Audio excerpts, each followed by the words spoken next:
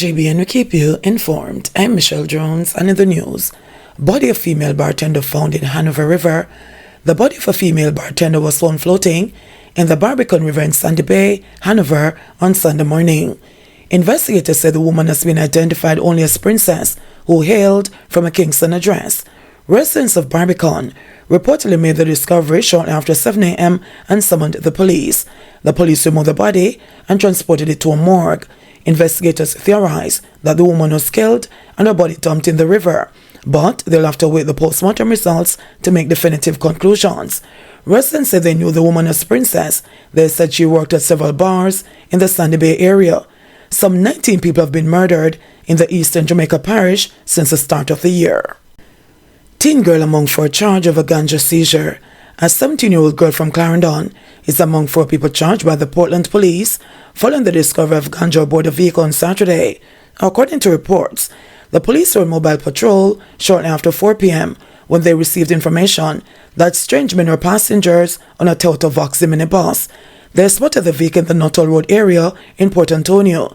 The police said the driver was signaled to stop, but he disobeyed and sped away. The police team gave chase until the vehicle was intercepted on Stony Hill Road, about 3 miles away. During a search of the vehicle, the police reportedly found 2 black bags containing vegetable matter resembling ganja. The 4 occupants of the vehicle, construction worker Jordan Brown, 19, taxi operator Gary Rogers, 44, and Nicola Wilson, a 39-year-old farmer of Burnt Savannah in St. Elizabeth, along with the 17-year-old girl from Lionel Town, were later charged. They are to appear before the Portland Parish Court on a date to be finalized. St. Thomas businessman and a student among 3 charged in theft of more than $500,000.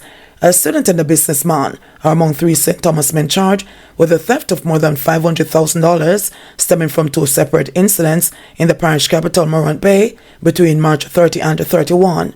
Charged with shop breaking and larceny are 20-year-old Richard Miller of Lantop District, Port Morant, 22-year-old Robert Napier, a businessman of Prospect District, and the 20-year-old Kemar Wilson, a student of Church Street in Morant Bay, the police say. In the first incident, a woman reportedly locked her business place about 7:50 p.m. on Thursday, March 30, and left. While patrolling the area about 3:20 a.m. the following morning, a police team discovered that the establishment had been broken into as the grill was removed and the front door pried open. The owner later confirmed that items were stolen. Shortly after the first discovery, the police received information from a woman that her business place was being broken into.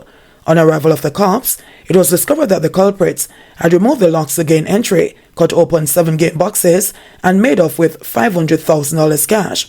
A concerned citizen reportedly saw Napier communicating with 2 men who went towards the building earlier and pointed him out to the police. He was apprehended and housebreaking implements were found in his possession.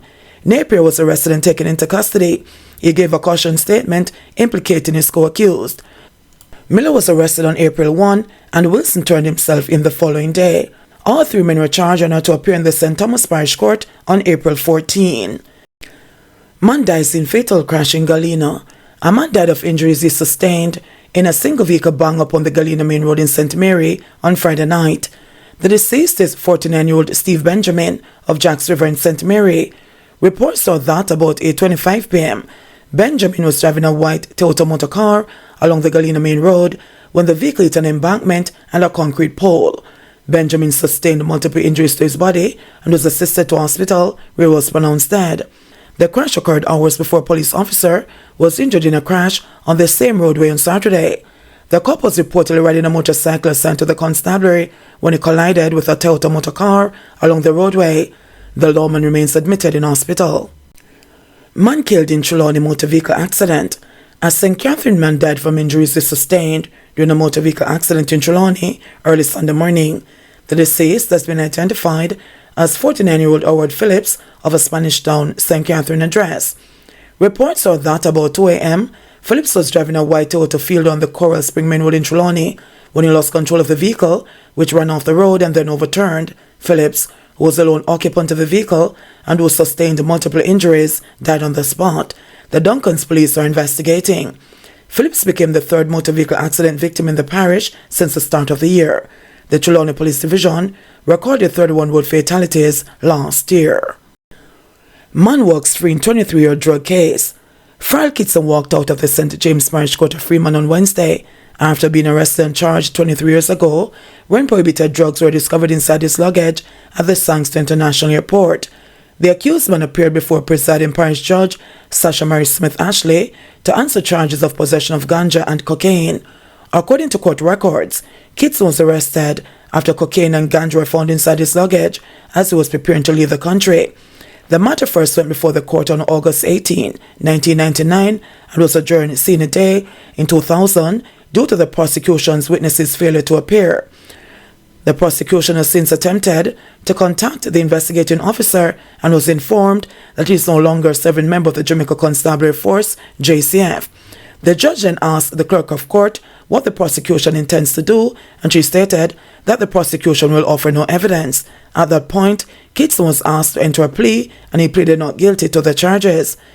The Crown then offered no evidence in the case against the accused man due to its inability to secure the witnesses. Smith Ashley informed Kitson that he was entitled to a fair trial in a reasonable time, noting that in 1999 she presumed he had said not guilty, which meant that the burden of proof was on the prosecution to mount a case against him. In 2000, they weren't able to do so because of the absence of the witness, so the matter was adjourned without a date being set, the judge said. 23 years later, they are still not in a position to mount a case against you, the judge added, before discharging the accused man and telling him he was free to go. Compromised Hillsborough Bridge in Hanover collapses. The Hillsborough Bridge in the constituency of Hanover Eastern, which is heavily compromised by heavy rainfall earlier this year, has collapsed. The bridge, which serves the communities of Flower Hill, Woods Hill and Hillsborough, finally gave way at around 1 p.m. Saturday, leaving these and other communities partially cut off. President of the Woods Hill Community Development Committee, Shasha Gay Fraser, said that apart from the schools and the popular tourist attraction, Mayfield Falls, being impacted by the collapsed bridge, the elderly are of concern. We have so many elderly persons living in the area that traverse the route to get medical care. What is going to happen if somebody gets sick or pregnant mothers that utilize that route? What is going to happen now? They are cut away from the rest of Jamaica, you have to say, stated Fraser. The National Works Agency, NWA, had recommended last April that the road be closed. The Hanover Municipal Corporation took action to have this done, but their efforts were averted by residents who claimed that the bridge was the only way out of the community. Fraser said the bypass road, Cascade to Hillsborough, is currently in a deplorable condition, while a section of the road has eaten away and is on the verge of collapsing. Not even donkeys can walk on that road. It is totally impossible. And there's a section of that road that has already been eaten away. There's a section there that probably small vehicles can pass because half of the gully bank has eaten away into the river, argued Fraser. There needs to be some attention, and that is a ridiculous road too. I would not advise anybody to drive on that road at night. It is dangerous. It is a lonely road, added Fraser. St. Andrew South Police report reduction in murders and shootings. Deputy Superintendent of Police at the St. Andrew South Division, Coleridge Minto, is reporting that there has been a reduction in murders and shootings in the division. The division has seen in recent times shootings and murders, and whilst we are seeing a reduction in terms of the data year to date, we are still having some persons within the St. Andrew South area which we have an interest in. I showed you the data for this time last year. We had 33 murders when compared to 22, a reduction of 33%. Shootings 38 when compared to 33 this year, a reduction of 13%, Minto indicated. According to Minto, the 10 most wanted men in the St. Andrew South Division are Ronald Smith, otherwise called Skull, of a Brownsland Ashley Road address, who is wanted for wounding with intent. Romario Grant, otherwise called Kaka, who is wanted for murder. Jermaine Richards, otherwise called Richie, of a Peter Road address, who is wanted for murder. Cedric Powell frequents the St. Andrew South area, including Bloomsbury Road and Valdez Road, who is wanted for murder. Christopher Duffus, otherwise called Chipper, of Oakland area, who is wanted for murder and wounding with intent. Brian Brown, otherwise called Berger, who is wanted for murder. Shantoy Cardis, otherwise called Taiwan and Chassis, who is wanted for shooting with intent. Andrew Hall, otherwise called Antoine, who is wanted for murder. Herbert Wallace, otherwise called Ricky, who is wanted for murder. He is featured in the Riverton area for robbery with aggravation. Sean Campbell, otherwise called Duchent, who is wanted for murder in the Duane Park space. They are being asked to turn themselves in no later than Monday, April 10 at noon at the Hunts Bay Police Station. They are to turn up with their legal representatives. So we certainly want to say to the public that these men are dangerous and that they should not harbor them. And we encourage persons who have seen them or know where they are to call 119 or the nearest police station, or certainly here at Hunts Bay. But these persons are to turn themselves in with their attorneys or legal representatives. We have an interest in them, Minter said, adding that some of the cases date back to later than 2023. Well, I have identified some offences that they are wanted for, and so we are talking about murders, shootings, robberies, and therefore those are major categories of offences, and therefore we do not want these persons to be in the communities or persons to be harbouring them, and so we encourage them to seek legal representation and turn themselves in, he added, noting that there are over 70 named gangs in the division, with over 50 being active to date. Minter also pointed out that 2 curfews have been launched in the St. Andrew South Division, namely in Seaview Gardens and the Whitfield Town area.